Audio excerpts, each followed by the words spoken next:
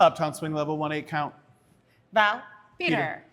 We did a bunch of stuff, like swinging out. Hey, ha, and we said, followers, you got to keep going. Go that way. Go that way. Go that way and turn. But please give me your back, not your front, right? So you go this way, not awkward, this way, this way. That was really good. When you did that, leaders caught you and they did a better job. That was great.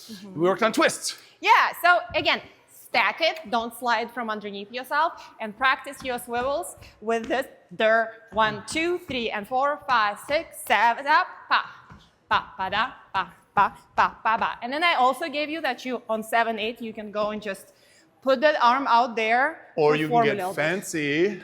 Pa, pa, da. Or you can turn, slap. That's homework.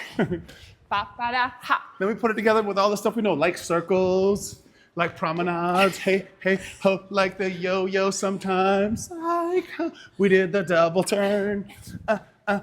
We went the other way. So many things. We did low downs. We did other rhythm breaks, for example, like points. Hey, hey, ho, ha, hey, hey, hey, and a lot of other stuff. Great job, everybody. You graduated.